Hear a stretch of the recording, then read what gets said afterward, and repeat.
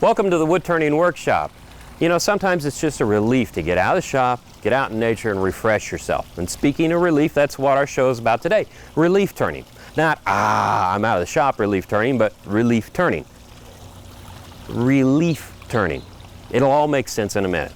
And later in the show, we're going to meet one of my favorite people, Bob Hawks. Hi, Bob. Hi, Tim. He's a phenomenal turner. His work is known nationwide. But one of the little-known things about him is that he was a professional photographer for over 40 years. He's going to show you how to photograph your work. Stay tuned.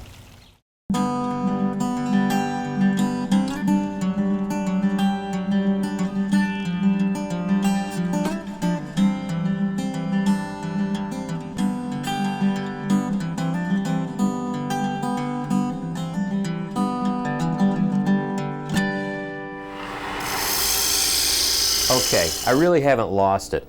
This project, it looks uglier than sin, but it really makes something beautiful. It took me weeks to figure out how to explain this. I kept telling people what we were going to do with relief turning. No one understood it, so I have to show you. When you look at this, it looks like a mess, but it has a purpose. Relief turning is the art of cutting a shape into the wood to reveal a shape. So when you cut this in half, you start to get the idea. You cut it in eighths, you're almost finished. And then, with a little handwork, you're done. Get it? Relief turning. So it wasn't a bad pun after all. Anyway, where do you start? Well, you want to get your shape. And I did pick a leaf because everybody loves leaves. Not as much as tops, but they love leaves. And I found on the web a free site where I could download this image, and I just simply turned it into a monochrome image. So it's just gray and white. And the reason I did that is so I could have a shape I could cut out.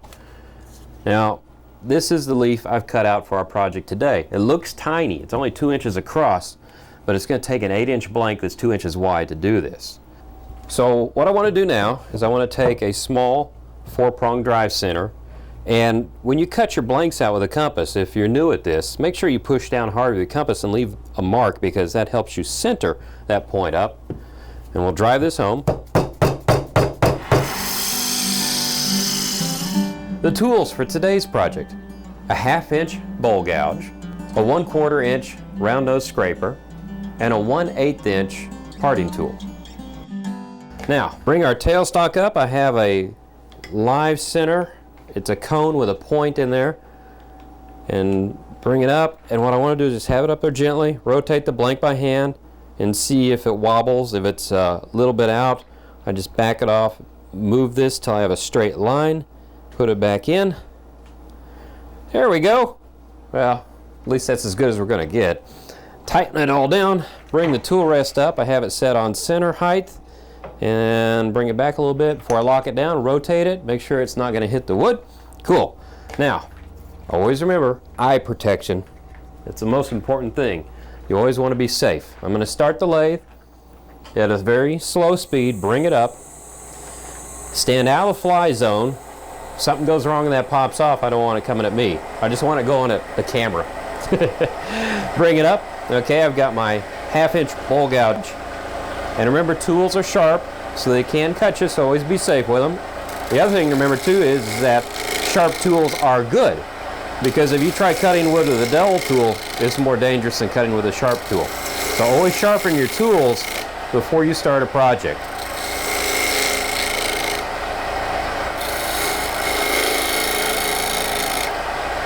Now I'm using a pull cut to round out the blank, and you want to have the bowl gouge down like this when you engage, roll it up, then it starts to cut. If you come in with this up and grab it, you'll have too much cutting edge, it'll give you a catch. So until you get comfortable with where the cutting angle is, roll it down and then roll it up, and you'll get your cut going. And we're also using a bowl gouge because we have end grain flipping around towards us, and if we use a roughing gouge, it would tear out that end grain and we wind up with a really ugly surface.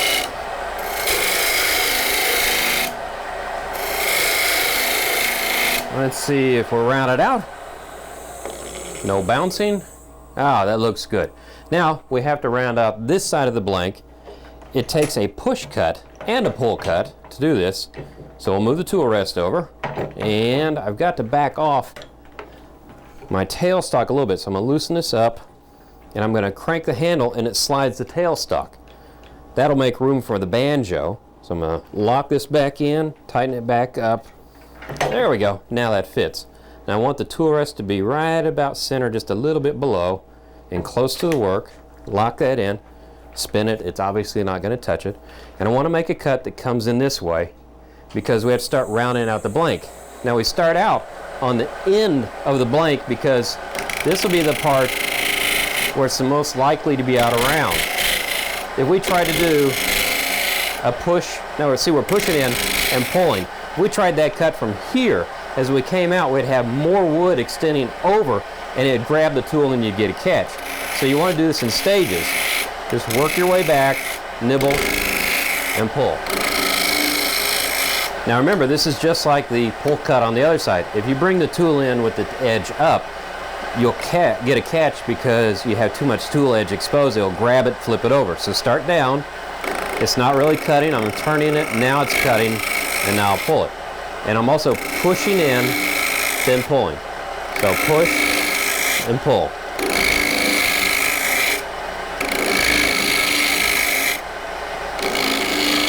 We're now at the most critical stage of the whole process, and that is marking out the lines for your leaf.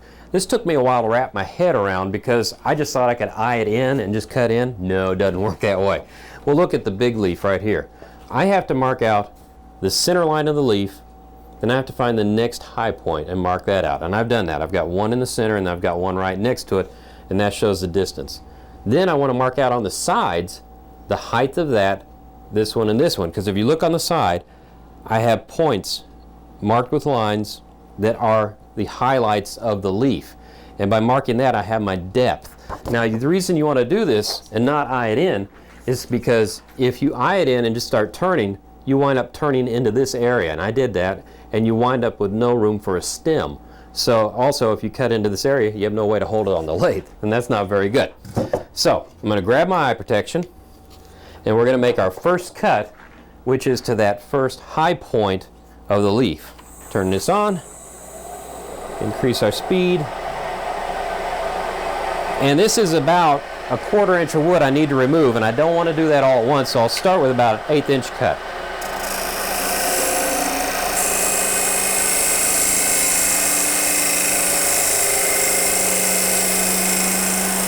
That looks good.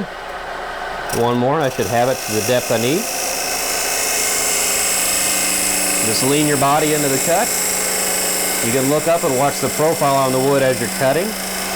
Now as I reach this high point, I want to turn the tool so I don't catch the edge. But I also want to push in a bit and then pull back and come to my center mark, because that tip of the leaf has a little curve to it. And speaking of the leaf, we have to make another mark now. I'm going to line up the point here on center. That matches there. So I want to make a mark for here, which is my next height mark, which is right there. And I want to cut into that mark. Turn it down. Start it up.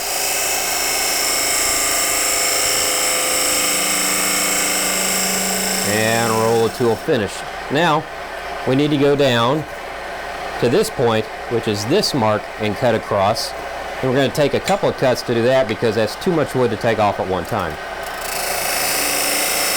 Just lean your body into the cut. Let the tool tell you how fast to move. You don't want to force it. And when you're working with seasoned dry wood like this, you'll build up a lot of heat if you start forcing it, and you could get checks in the wood from that.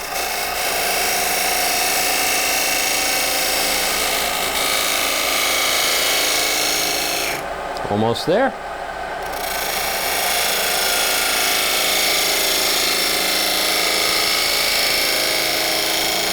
Now that's the last cut I want to make for right now, because this is the outermost point of my leaf. The other two marks are parts of the leaf that are a little bit further back in. So my next step is to start shaping this part of the leaf. Now this is the fun part of the project because you get to be creative. you have your picture to follow, and you can see there's little curves, little highlights. You're going to be using a couple tools to do that, but you don't have to follow this exactly. You can make it any design you want because you have the critical measurements, so your shape's going to turn out fine. So the first thing we're going to start off with is we're going to use a parting tool to make the first little bit of our leaf. And then we're going to move to a round nose scraper to do the rest of the shape. So I just want to come in here very quickly. Okay, I have an edge. Now we'll go over here, take our little round nose scraper, present the tool down so it doesn't grab, and then just lightly scrape in a curve here that delineates that leaf there.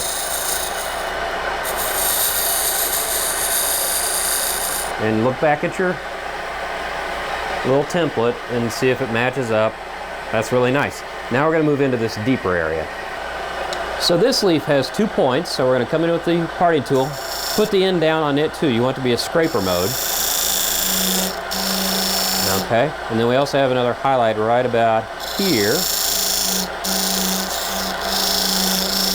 That looks good. And we'll get our round nose scraper, and we're just going to gently curve these surfaces. We're going to go from high to low, and we'll blend that in. And just really light touches here. Then we can pull here, and we'll go in like that, and we'll work our way back and forth to make that toe. Now, you need to know where your tool tip is, but don't just look at the tool tip. You need to look at the profile of the turning. So by watching up there, see how it's shaping? Now I want to make that a little smoother. And this is a little high. Now I can tell by looking at the profile. So we'll bring that down, sweep it in more. This is how you get your shape. And this is where the artist in you comes out.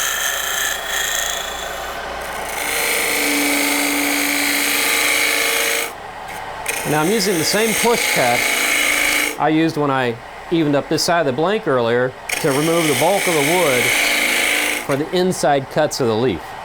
And once I'm done with this, I'll go back to following my template and using the scraper and the parting tool to shape the leaves.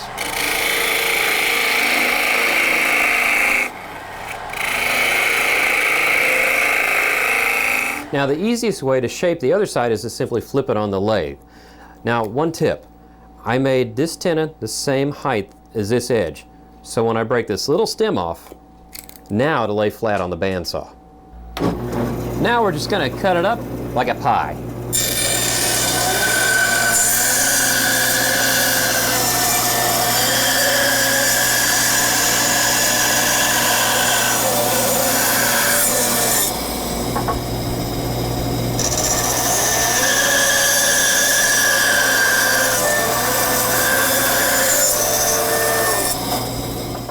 Well, here we have a finished leaf, and it's got the first of what will be several coats of polyurethane, but you can see that it's already bringing out that beautiful myrtle burl.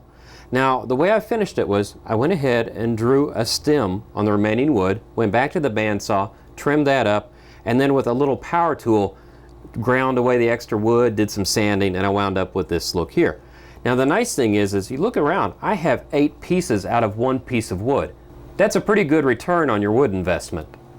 Now, one last thing you might be asking yourself, what do you use these for? Well, they make great paperweights. And when you're working with something this small, I would suggest you drill a hole in the back, fill it with lead shot, then cover it with some green felt.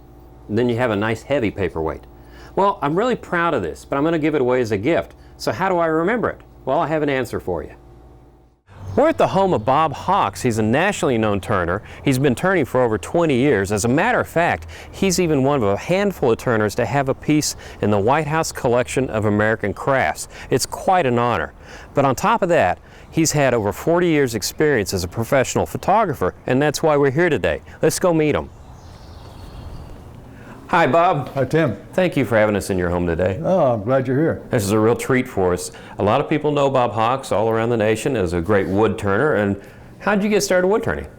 Well, I've been doing woodworking for many years. Just in my garage, I was doing square things. Yeah, flat wood. Yeah, and always wanted to turn, but didn't know anything about it. And so when I got closer to retirement, I found an old Fay and Egan lathe that was about 50 or 100 years old. bought it and started just turning firewood and got started doing it that way. Oh man, and when you started in the late 80s, wood turning was still kind of in its infancy in the United States. It was slowly coming from a craft to an art. It had to be exciting. That's true. There was a nucleus of maybe 20, 25 turners in the country who were doing what you would call artistic kind of wood turning. And they formed a group that now is the AAW, American Association of Wood Turners, which now has like 13,000 members, something like that. It's really growing. Oh yeah, it's become one of the most fastest growing crafts or arts that there is. Yeah. Right, and used to be things sold for $10, $15, now they sell for $50,000, $60,000 on up. Yeah, the better known wood turners can demand a lot of money. Yeah. And speaking of like $100,000 pieces right here, you got some work for us? Not really. This is some of the stuff you're working on right now, though, right? Well, recently I've been incorporating some flat silver wire and some copper leaf and working a little metal in. A lot of guys have started doing a lot of carving, and I'm not really interested in doing much of that. I've done a little bit, right, but I'm not interested in that, so I'm going in a little different direction. It's very beautiful, and in a way this artistic look in your eye reflects what you did for a living for a long time, and that was photography. And most people don't realize that you're one of the best photographers around in our area. And when did you get started doing that? I came to Tulsa, and I graduated from the Art Center in Los Angeles in 1948 and came to Tulsa, directly to Tulsa. Never had been here before, and eventually started my business here and was here ever since. Well, and the real treat you got for us today is, no, we're not going to talk about wood turning with Bob, but you're going to show us how to photograph our work, so how we can keep the memories of those things that we made that we also give away as gifts, right? That's true. I find out that a lot of turners that want to get involved in shows and juried shows and galleries and so forth, where they need photographs, they don't know how to do that. And that's one of the most important things in getting into shows, is having a halfway decent photograph to start with. And you're going to take us to your studio? Well, yeah, I've got to take it in my kitchen. I can also give you breakfast. Okay. What I do is, on the stuff that I photograph, I need quick photographs of.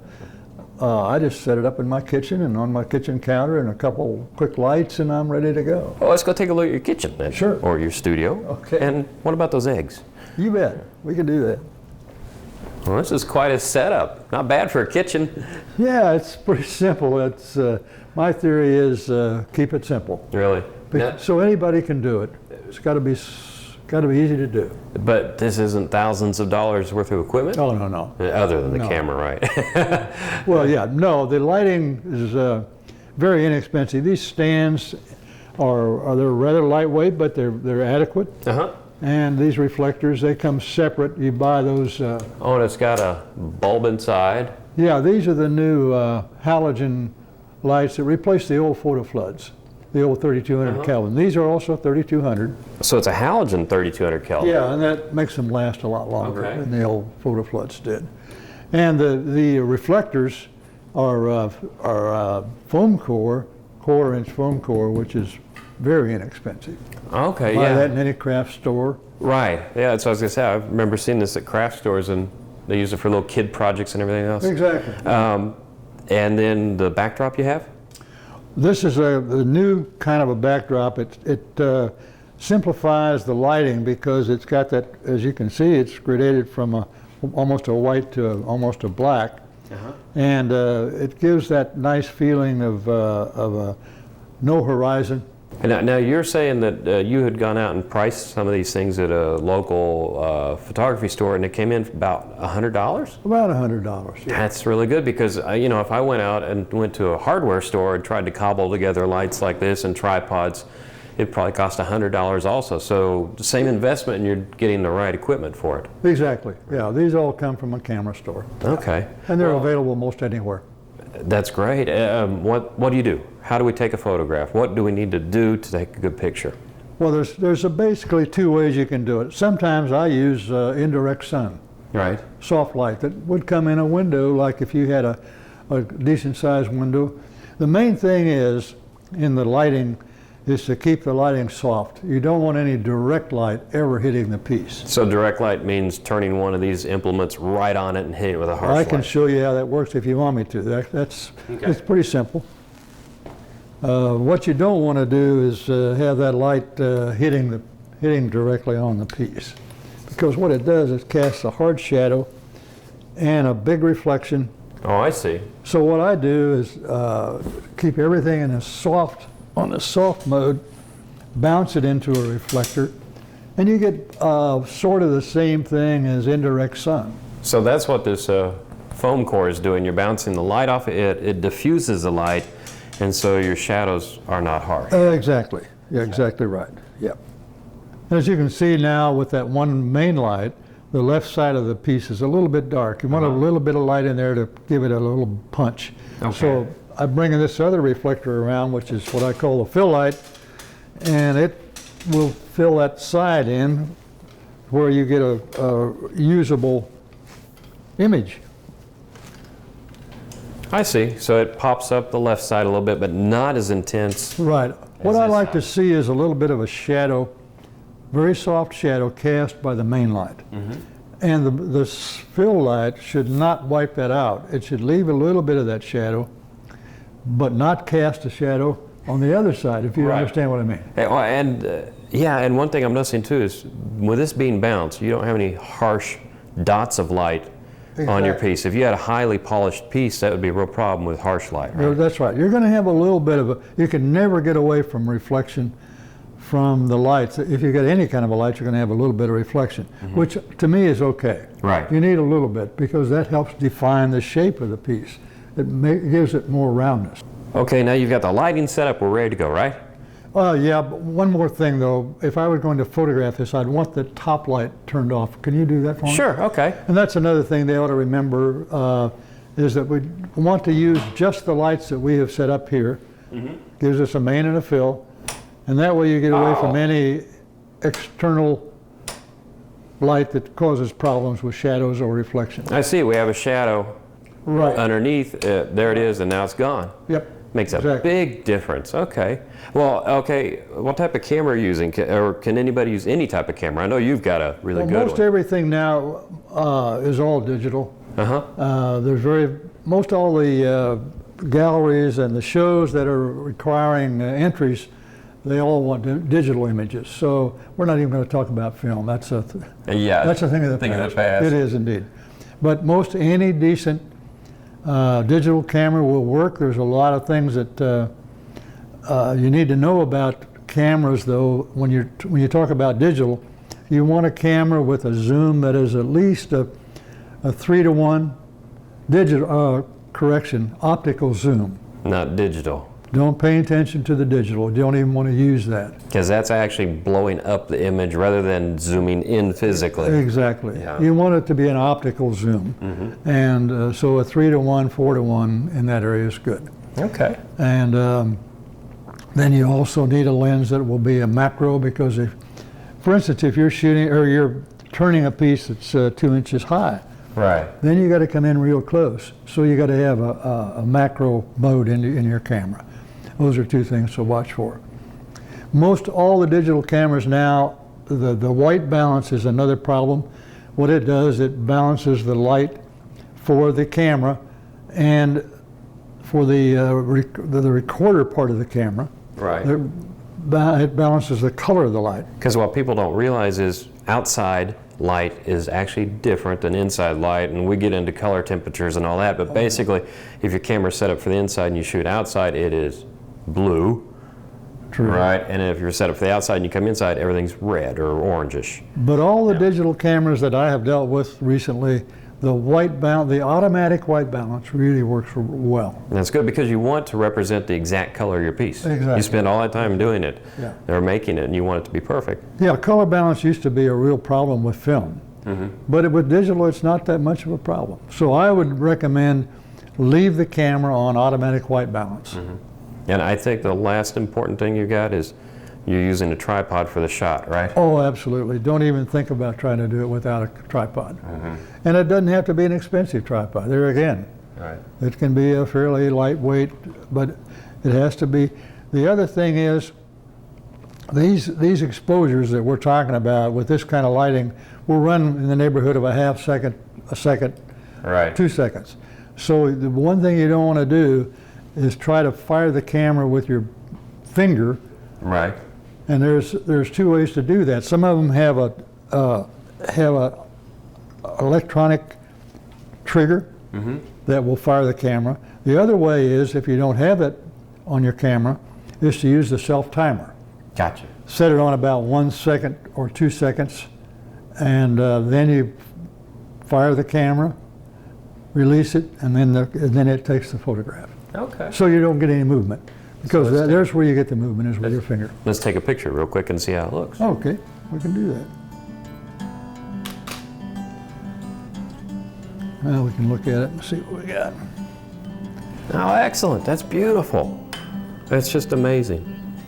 Well, Bob, I really appreciate you taking all this time to talk to us about photography. Maybe we'll get to come back and talk to you about turning. Oh, that'd be great. Thank you very much. Thank you. Appreciate it. Till the next time on Wood Turning Workshop, keep turning.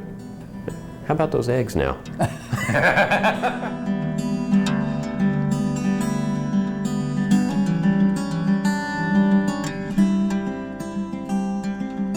Two, one. Bring our tailstock. Yeah, it's tailstock, okay. It would tear out that end grain and we wind up with a really ugly surface.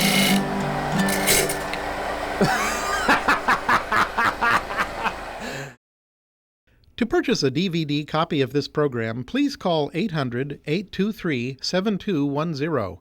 For more information about Wood Turning Workshop, visit our website, rsupublictv.org.